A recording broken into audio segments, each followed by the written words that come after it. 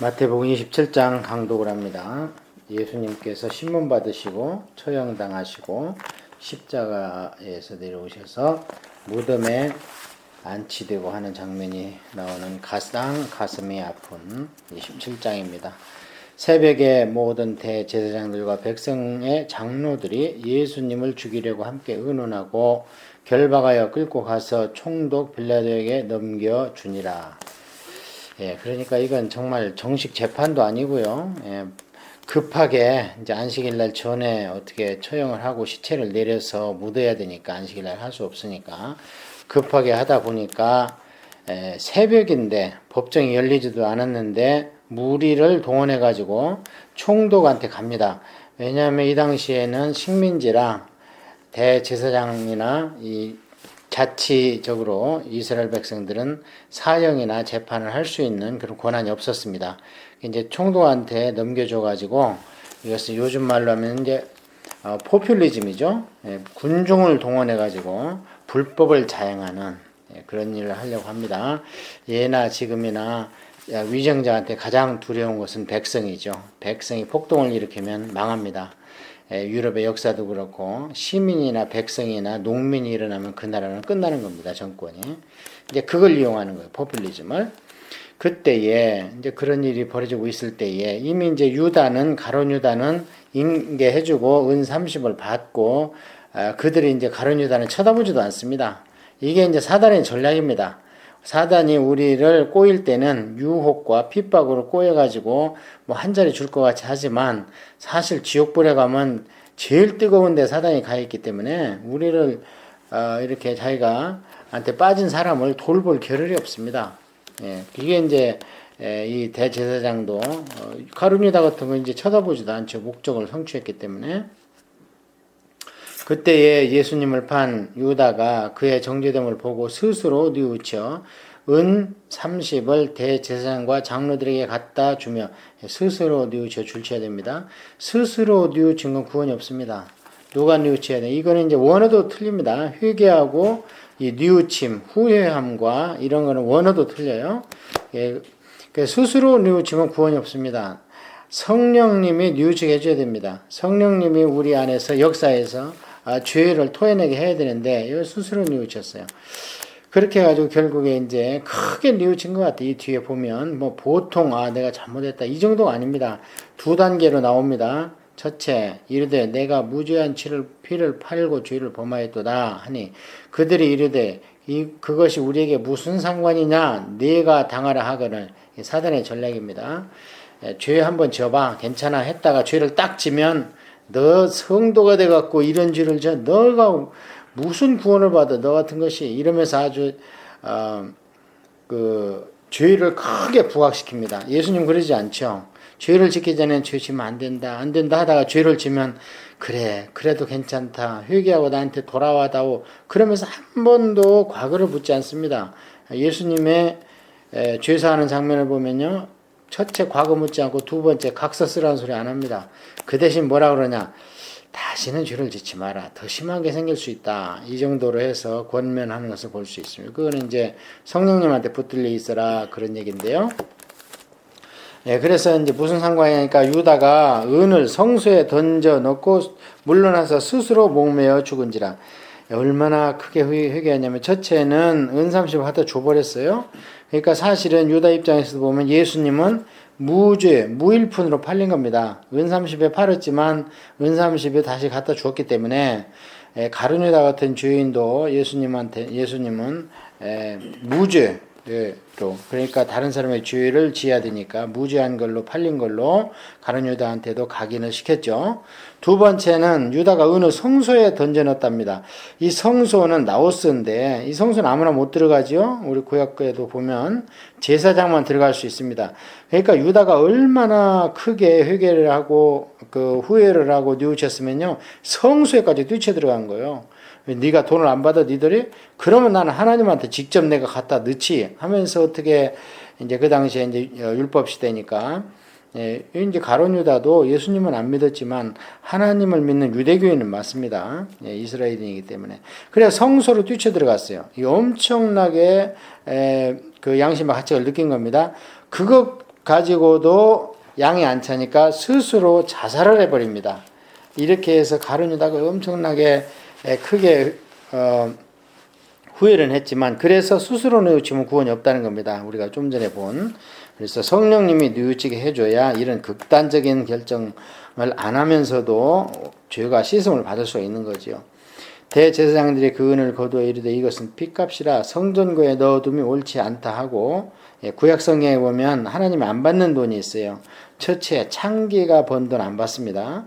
그 다음에 개같이 번 돈 안 받습니다. 이제 오늘날 얘기만 남자가 사기를 친다든지 너무 등쳐먹고 또는 너한테 엄청나게 손해를 입히면서 돈 벌었다고 11조 해봐야 안 받습니다. 그 구약의 창기와 개 같은 돈은, 개 같은 번 돈은 내가 받지 않겠다고 율법에 기록이 되어 있습니다. 은은한 후 이것으로 토기장의 밭을 사서 나그네의 묘지를 삼았으니, 이게 토기장의 밭, 그건 뭐냐면 옛날에나 그 한국에도 마찬가지지만 질그릇 만드는, 그래서 진흙이 많이 나오겠죠. 진흙이 많이 나오는 밭인데, 이제 그 토기장의 밭이 아마 쓰다가 그냥 방치해놨나 봐요. 진흙을 다 팠었기 때문에. 그래서 이제 그걸 아주 싼 값에 사서 나그네의 묘지를 삼았으니, 그러므로 오늘날까지 그 밭을 피밭이라 일컫더라. 사도행전에서 아겔다마 이렇게 베드로는 얘기를 하죠. 그럼 여기 오늘까지, 이게 뭔가, 이게 성경을 읽을 때 오늘까지라는 것은 그 어떤 사건이 일어나고 그 글이 쓰여질 때까지입니다. 이 마태복음에 적용하다 보면 마태복음은 한 55년, 56년경에 써졌다고 볼 수 있어요. 그러면은 지금 유다가 죽은 것은 30년이고 AD 30년. 그러니까 근 30년 동안 그 밭을, 이건 아겔다마다. 왜냐면 가룟 유다가 목매달아 죽고 예수님의 피를 팔고 해서 이게 그 피값으로 산 밭이다. 그래서 성경 오늘까지라는 것을 가지고 그 기록년대 이런 것을 우리가 또 추정해 보는 방법이 있습니다. 이에 선지자 예레미야를 통하여 하신 말씀이 이루어졌나니 일러스되 그들이 그 가격 매겨진 자 곧 이스라엘 자손 중에서 가격 매긴 자의 가격 곧 은 30을 가지고 토기장의 밭값으로 주었으니 이는 주께서 내게 명하신 바와 같으니라 하였더라. 이거는 조금 죄송한 말씀을 드려야 되는데, 우리가 성경을 무호하다 합니다. 전혀 흠결이 없다, 그렇게 얘기를 하지만 이거는 지금 마태가 구약을 잘못 인용했습니다. 예레미야에도 토기장이가 나옵니다. 그러나 그 토기장이라는 것은 토기장이가 옮긴 것을 깨버리죠. 깨버리면 이것을 다시 구워서 다른 것을 만들 수 있다. 그래서 토기장의 어떤 역할을 강조했던 거지, 토기장의 밭을 얘기한 게 아닙니다.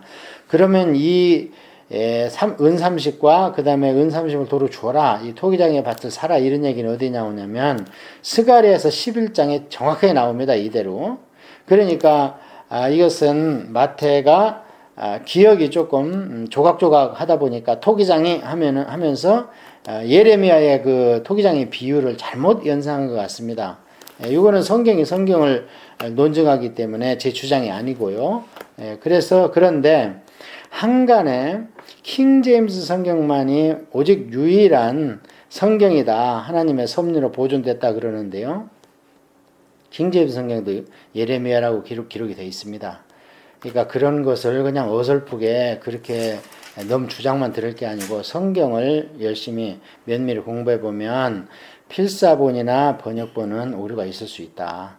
제가 생각했을 때 이 예레미야에 통해 하신 말씀은, 글쎄요, 마태가 그 토기장의 편린을 기억했다고도 볼 수 있겠지만 제가 볼 때는 누가 넣었을 겁니다. 후세에. 오류를 마태가 기록했을 때는 이런 오류를 범하지 않았을 겁니다, 아마. 어쨌든 그것은 우리가 해결할 방법이 없습니다, 지금은. 단 우리가 가지고 있는 어떤 성경도 성경에 안 맞는 그런 부분이 있기 때문에 여러 성경을 우리가 비교 연구하면서 보는 방법밖에 없다. 그러다 보면 신앙이 늡니다. 신학도 늘고. 예수님께서 신문 받으십니다. 예수님께서 총독 앞에 섰음에 총독이 물어 이르되 네가 유대인의 왕이냐? 예수님께서 대답하시되 네 말이 옳도다 하시고, 쉽게 얘기하면 내가 왕이다, 그 얘기죠. 대제사장보다 학로들에게 고발을 당하되 아무 대답도 아니 하시는지라. 이 총독은 빌라도죠. 이에 빌라도가 이르되 그들이 너를 쳐서 얼마나 많은 것으로 증언하는지 듣지 못하느냐 하되 한마디도 대답하지 아니하시니 총독이 크게 놀라워하더라. 예, 제가 볼 때는 총독이 이제 빌라도가 두 가지로 놀랬을 겁니다. 첫째는 유대인의 왕이라고 끌고 왔는데 보니까 맨발에 그냥 막 피 흘리고 이러고 오신 거예요. 그러니까 누가 봐도 왕이 아니죠. 빌라도는 지금 세상의 권력자이기 때문에. 그래서 도대체 이게 진짜 말이 안 된다 하고 또 한 번 놀란 것은 아니 그런데 네가 왕이냐 그러니까 예수님 내가 왕이다 그래 버리신다는 거죠. 그러니까 이 정신병자구나 이렇게 이제 치부할 정도로 이해를 못 하고 있는데 또 한 번 놀란 것은 뭐냐면 그들이 고발하는 것이 전혀 얼토당토 안 하고 지금 시기로 고발한다는 것을 알고 있다고 그러거든요. 그런데 예수님이 피고로서 자기 권리를 주장할 아무 말도 안 합니다. 이때 몇 마디 하시면요 십자가 피할 수 있습니다. 왜냐하면 그들이 하는 것이 전부 거짓이고 또 종교에 관한 것이고 유대인에 관한 것이기 때문에 총독이 우선 시간을 끌 겁니다. 네가 변론하느냐? 그러면 다음에 또 재판을 해보자. 뭐 이런 식으로 한다든지 해서 결국에 사형을 면할 수 있습니다. 이게 어떻게 사형에 해당하는 죄입니까? 내가 죽일 죄를 발견하지 못한다. 나중에 그러잖아요. 그래서 아마 빌라도가 크게 두 번 놀래고 있습니다.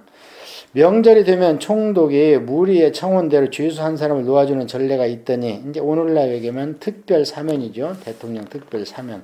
그러니까 이런 특별 사면 같은 것은 유래가 오래됐다 볼 수 있어요. 이게 이제 로마의 법이니까 이런 명절 때 한두 사람 내주는 것은 그때 바라바라는 유명한 죄수가 있는데 그들이 모였을 때에 빌라도가 물어 이르되 너희는 내가 누구를 너에게 놓아주기를 원하느냐? 예. 바라바라는 사람을 이제 유명한 죄수라고 그랬는데 이게 이제 누가복음에 자세히 기록되어 있어요. 막 밀란을 일으키고 사람을 죽이고 그랬다 그러고 이게 이제 어떤 사본에는요. 성경을 여러 번 보다 보면 예수 바라바입니다. 이 사람 원래 이름이. 그러니까 예수 바라바인데 그 이제 총독 말에서도 그 얘기가 뒤에 나옵니다. 내가 누구를 원하느냐? 바라바냐? 그리스도라는 예수라 하니. 그러니까 한마디로 얘기하면 그때 총독 그랬다는 거예요. 자, 여기 예수 바라바가 있고 또 여기 예수 그리스도가 있다. 너희들은 바라바 예수냐? 아니면 그리스도 예수냐? 이게 이제 상당히 영적 의미가 있는 겁니다. 예. 지금 가장 그 당시 악랄한 죄인과 예수님을 바꿔치기 하는 거죠. 굉장히 예수님의 지금 가치가 엄청나게 전락한 것을 볼 수 있습니다.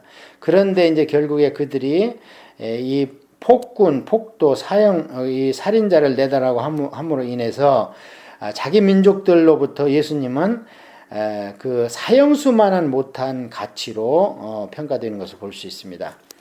이는 그들의 시기로 예수님을 넘겨준 줄을 알미더라. 그러니까 지금 한마디로 빌라도는 생각이 예수는 죄가 없다. 예수 그리스도는 죄가 없다. 이렇게 마음으로 이미 심증이 갔습니다. 왜냐하면 시기로 넘겨준 것을 알았다고 했기 때문에 이건 죽일 죄가 있는 게 아니라는 거죠. 자, 그러고 있는데 두 번째로 이제 예수님이 무죄하다는 것을 또 변론하러 나타납니다. 그게 누구냐면 빌라도의 부인입니다.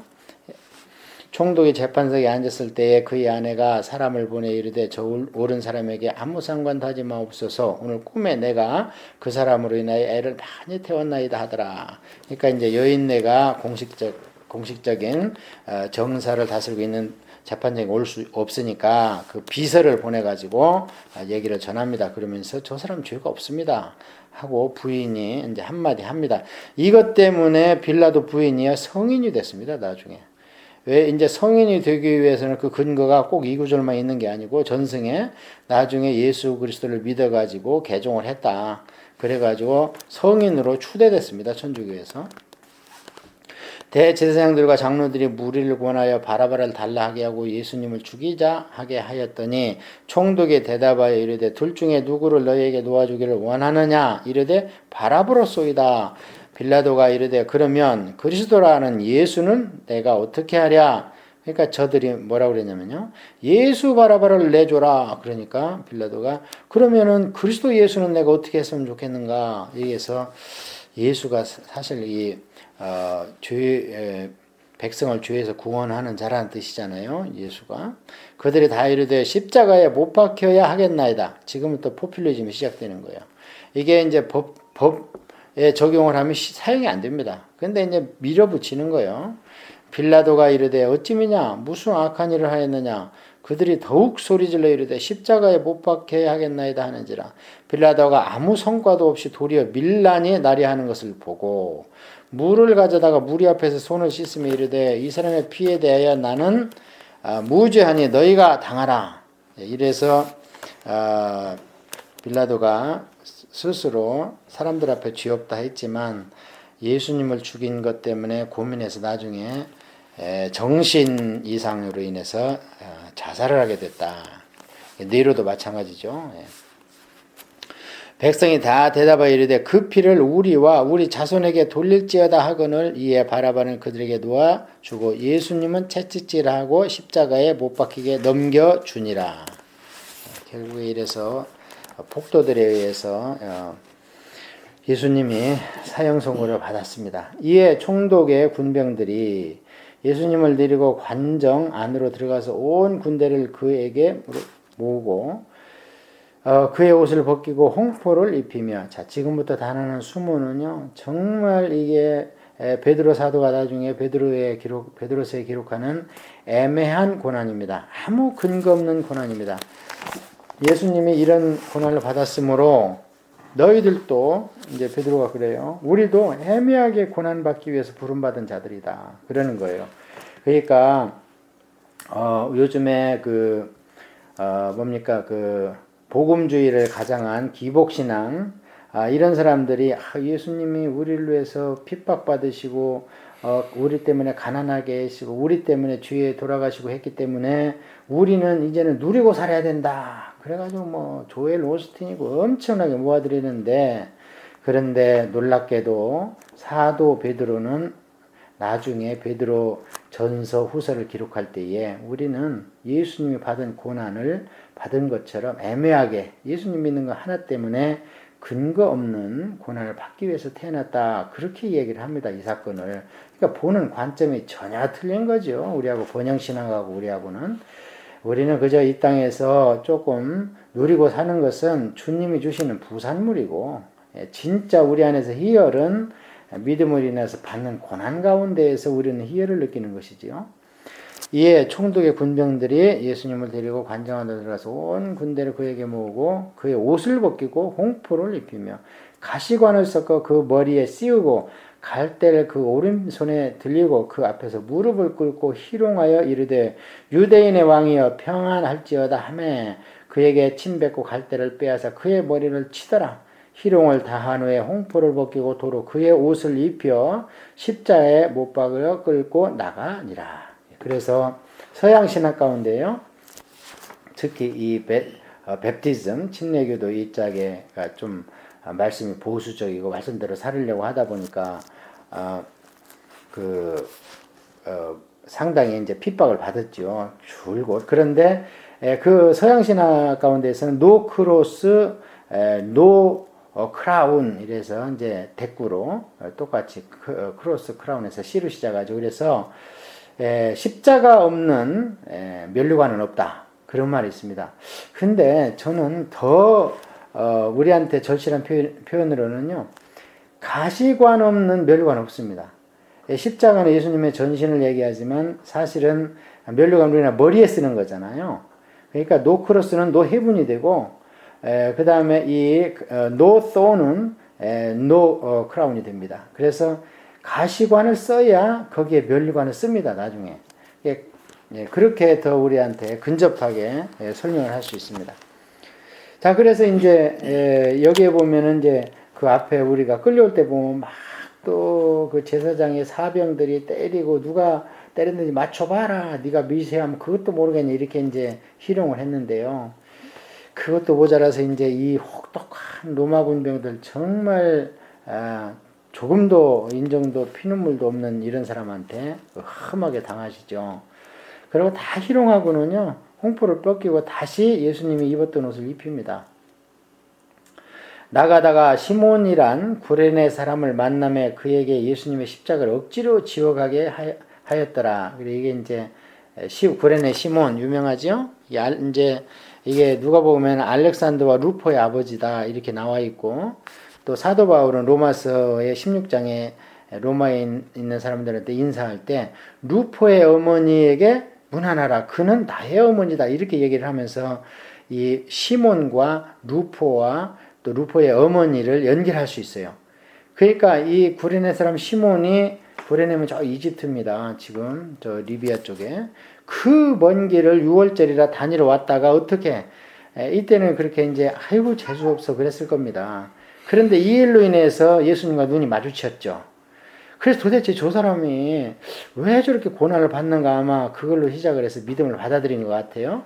그래가지고 이들이 안디옥 교회에 가면 이제 니그로라는 시몬도 나옵니다. 그렇다면 이제 그 안디옥 교회, 이방 교회 가서 개척자가 된 거죠. 그러니까 누가 같은 경우는 지금 루포나 알렉산더가 누군지를 알고 있기 때문에, 그 어머니도 알고 있기 때문에 사도 바울하고 항상 같이 다녀서 이 시몬을 기록할 때 그냥 구레네 시몬 그러지 않고 알렉산더 루포의 아버지다 이렇게 기록을 하므로 이 사람이 나중에 아주 그 기둥 같은 일꾼이 되는 걸 볼 수 있습니다. 골고다 곧 해골의 곳이라는 곳에 이르러 쓸개 탄 포도주를 예수님께 주어 마시게 하려 하더니 예수님께서 맛보시고 그 마시고자 하지 아니하시더라. 예수님 그랬죠. 최후의 만찬할 때 나는 이제 포도주 안 먹는다. 육신으로는. 저 땅에서 하늘에서 나는 이제 영원한 포도주를 마시는 때까지 내가 너희와 함께 마시지 않겠다. 그렇게 했고요. 이제 골고다라는 것은 해골의 곳 이런 뜻입니다. 근데 이것이 갈볼입니다. 이게 헬라어로 와서는 똑같은 말이에요. 골고다나 갈볼이나. 근데 갈보리 교회는 있는데 골고다 교회는 없어요. 그것을 히브리어로 썼다고 그래서 안 쓰는 것 같은데 같은 말이에요, 사실은. 그러니까 갈보리 교회도 사실은 해골의 교회 이런 뜻이죠. 의미가 이제 예수님하고 연결돼서 아주 좋은 뜻으로 됐지만, 그들이 예수님을 십자가에 못 박은 후에 그곳을 제비포와 나누고 거기에 앉아 지켰더라. 이것도 이미 예언이 돼 있던 얘기죠, 시편에. 그 머리 위에 있는 유대인의 왕 예수라 쓴 죄패를 붙였더라. 이게 이제 클라이맥스입니다. 이들은 예수님을 비아냥거리고 조롱하기 위해서 썼는데 이게 진리란 말이에요. 우리가 쭉 예수님 공생애와 이렇게 하면서 바리새인이나 사두개인이나 이 제사장들이 예수님을 책잡으려고 하는 말들이 전부 진리예요, 따지고 보면. 그런데 여기서도 이게 진리란 말이에요. 그런데 이 사람들은 이것을 3개국어로 심지어는 써가지고 거기다가 예수님 십자가에다가 죄패를 딱 붙여놨는데, 이제 나중에 알겠죠, 이들도. 이제 이때에 예수님과 함께 강도 둘이 십자가에 못 박힌, 하나는 우편에 하나는 좌편에 있더라. 지나가는 자들은 자기 머리를 흔들며 예수님을 모욕하여 이르되, 성전을 헐고 사흘에 짓는 자여, 네가 만일 하나님의 아들이거든 자기를 구원하고 십자가에서 내려오라 하며. 자, 이게 이들이 생각하는 메시아관입니다. 예. 메시아면 유대인이 내가 메시아다 하면 뭐라 해야 되느냐? 최소한 자기를 구원하고 십자가에서 내려오고 기적과 이적을 표하고 로마 병사를 때려 부셔야 되는 거예요. 그래서 이게 마지막으로 메시아 한번 보여줘봐, 한마디로 그렇게 얘기하는 겁니다. 이게 예수님은 그 사복음서에서 주제가 뭐냐면 내가 누구냐는 거거든요. 그리고 너는 나를 누구라고 생각하느냐. 이게 예수님이 그 공생애와 이 사생활에 쭉 보여준 게 결론은 그거예요. 내가 누구냐. 그러면 첫째는 하나님 아들이고 둘째는 메시아다. 이렇게 답을 할 때까지 제자들을 훈련시켰잖아요. 그런데 이제 일반 유대인들은 메시아는 이런 육적 메시아, 민족적 메시아, 또 유대교를 통합하는 종교적 메시아가 아니면은 메시아가 아니다. 근데 자기 자신도 구원 못하는데 여지껏 메시아로 너 지금 거짓말한 거 아니냐 이러면서 예수님을 힐난을 하고 있는 겁니다. 그와 같이 대제사장들도 서기관들과 장로들과 함께 희롱하여 이르되, 그가 남은 구원하였을 때 자기는 구원할 수 없도다. 그가 이스라엘 왕이로다. 지금 십자가에서 내려올지어다. 그리하면 우리가 믿겠노라. 예. 그래야 메시아를 내가 알지. 너 무슨 자칭 메시아야. 이러면서 우리가 참남죄로 정당한 재판을 통해서 괜히 그 민족을 시끄럽게 하는 사람을 잘 죽였구나. 이렇게 이제 스스로 결론을 내리고 있는 거죠. 그러나 이것은 이제 오래 못 갑니다. 한 3일 만에 다 깨집니다. 조금 있으면 오히려 백부장이 진짜 하나님의 아들이다 하는 것을 그 이상 징조들을 보면서 고백하는 걸 봐요. 유대인들은 안 받아들여. 그 눈이 가려갖고. 그런데 백부장은 믿습니다. 이는 진실로 하나님의 아들이다 하면서. 그가 하나님을 신뢰하니 하나님이 원하시면 이제 그를 구원하실지라. 그의 말이 나는 하나님의 아들이라 하였도다 하며 함께 십자가에 못 박힌 강도들도 이와 같이 욕하더라. 좀 이상하지요? 여기는 강도들이 못 박혔다고 그랬는데 어느 강도도 신앙 고백한 걸 볼 수 없습니다. 그건 나중에 다른 복음서 할 때 더 자세히 알기로 하고요. 왜냐하면 마태복음의 관점은 그게 중요한 게 아닙니다. 지금 그 예수님의 대속과 구원도 중요하지만 마태복음에서 얘기하고 싶은 것은 그게 아니고 예수님이 정말 유대인의 민족으로서 다윗의 족보로는 메시아였다는 것을 강조하니까 이런 사건은 그냥 지나가는 겁니다. 자, 제6시로부터 온 땅에 어두움에 임하여 제9시까지 계속되더니 여기는 60부터 나오는데요. 사실 마가복음에 보면은 십자가에 못 박힌 것은 3시다 하고 정확하게 기록이 되어 있습니다. 그러면 여기는 시간을 항상 플러스 6시를 하라고 그랬죠, 제가. 그러면은 3시에 못 박혔으니까 9시에 그 십자가에 못 박은 겁니다. 아침, 오전 9시에. 그러니까 얼마나 속전속결로 재판했는가 알 수 있죠. 그렇게 하고 이제 6시로부터니까 이것은 12시입니다. 그러니까 3시간 동안은 못 박혀서 처절하게 예수님 고통을 당하신 겁니다. 그러고 나서 지금 앞으로 3시간, 우리 시간으로 12시부터 이제 오후 3시에 운명하시거든요. 그 3시간 동안은 최종적으로 운명하십니다. 그러니까 얼마나 그 고통이 심하셨겠습니까? 6시간을 거기서 매달려 있으니. 자, 그래서 이제 임종하시니까 하나님께서도 우시는 거지요. 그래서 하나님께서 우시면 이제 그거밖에 없지요. 뭐 구름으로 환한 명함을 그 환한 부분을 없애고 그 다음에 비가 내리고 그 다음에 그냥 전율이 오니까 천둥이 치야 되고 이게 하나님 우시는 방법입니다. 하나님이 답답하면 주먹으로 땅을 쾅 치니까 지진이 나고 막 화산이 폭발하고 그러는 거죠. 제6시로부터 이제 그런 일이 일어나니까 제9시쯤에 9시니까 이제 플러스 6하면 오후 3시입니다. 예수님께서 크게 소리질러 이르시되 엘리 엘리 라마 사박다니 하시니 이는 곧 나의 하나님 어찌하여 나를 버리셨나이까 하는지라. 이게 시편에서 다윗이 22편에서 다 뭐 그냥 천의 고아처럼 떠돌아다니고 그냥 그 몇백 명 쪼무레기들이 따라붙는데 그냥 3,000명이 사울이 데리고 와서 죽이려고 하니까 어찌하여 나를 버리십니까 하고 절규했던 다윗의 절규가 예수님의 십자가에서 실현되는 겁니다. 거기에 섰던 자들 어떤 이들이 듣고 이르되 이 사람이 엘리야를 부른다 하고 저는 이걸 볼 때요. 이것을 통독할 때마다 여기서 웁니다. 왜냐면요. 얼마나 예수님이 고통하시고 신음이 크셨으면요. 그냥 엘리 그러고 아버지 그랬거든요. 이제 엘이 하나님이라는 뜻이니까 나의 하나님 그랬는데 그 절규가 어떻게 들렸는지 거기에 있던 사람들한테 엘리야로 들린 거예요. 그게. 그러니까 발음을 제대로 못 하셨던지 아니면은 이제 크게 소리 질렀다고 그랬는데 돌아가실 때 무슨 힘이 있겠어요. 그래서 그게 사람들의 그 발음을 제대로 듣지 못할 정도로 고통하셨다. 너무 다가오는 거예요.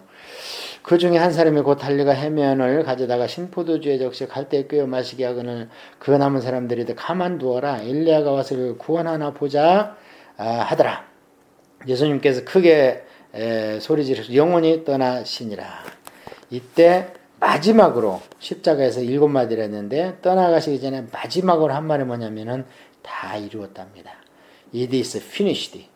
그 다음에 테텔루스 타이.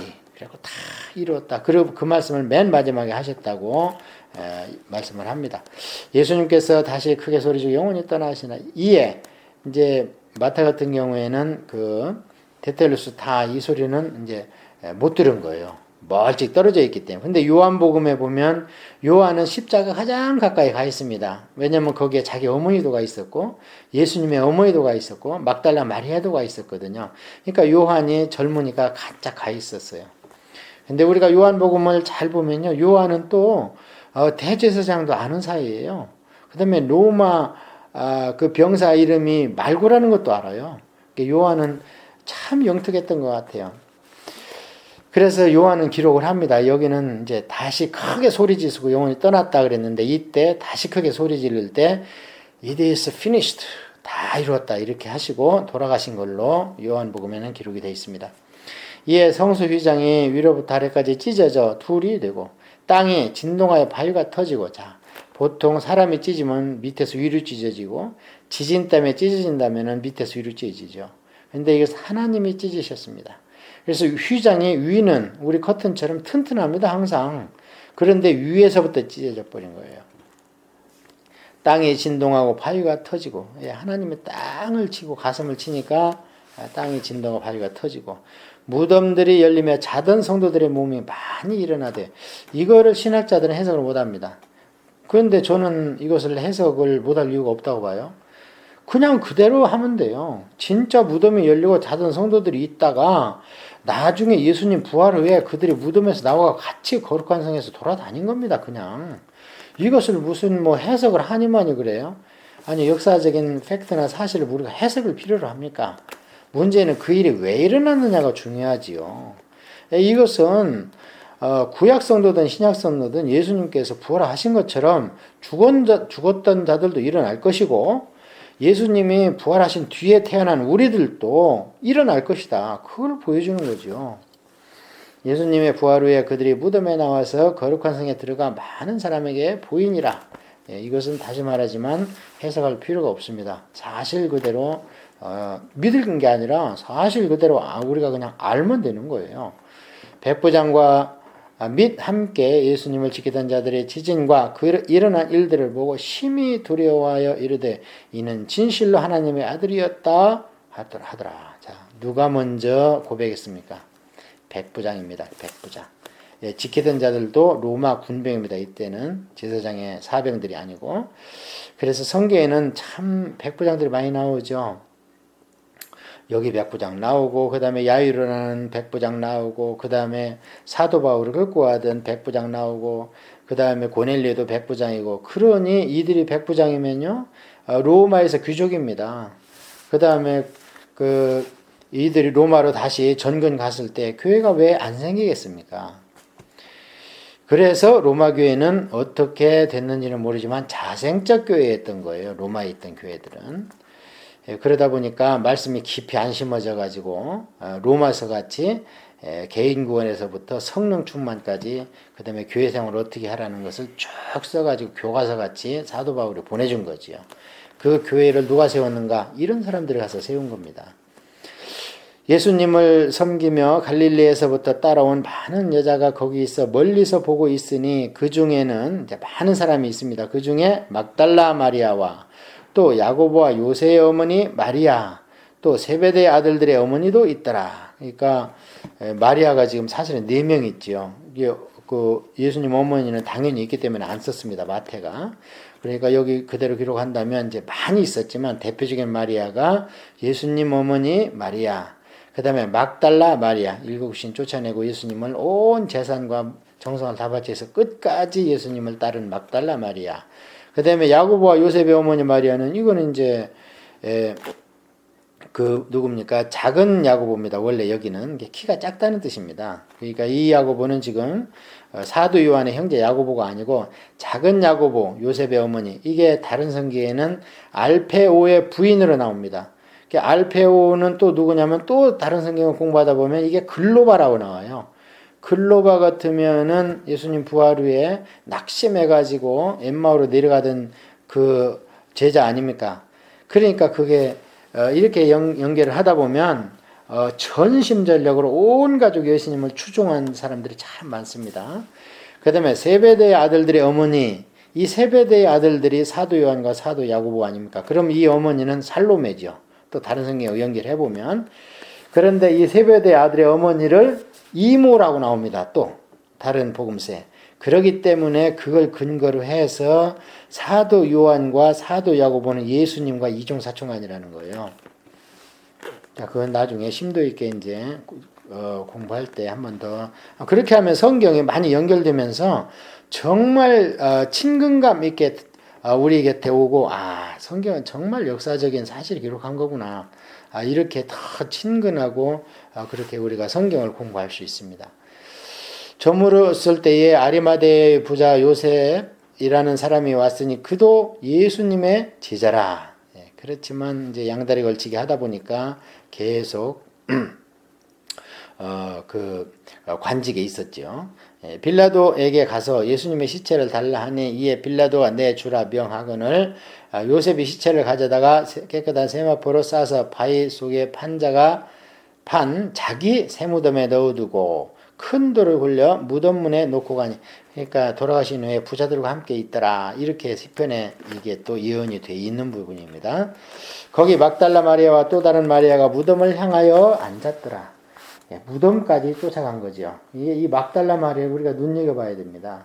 7 귀신을 쫓아내고 계속 예수님을 이렇게 쫓으면서 시중 들고 막 물질 갖다가 공개하고 이러니까요. 귀신 들릴 새가 없습니다. 그래서 끝까지 믿음으로 승리하다 보니까 부활하신 예수님을 맨 처음 만나는 게 막달라 마리아입니다.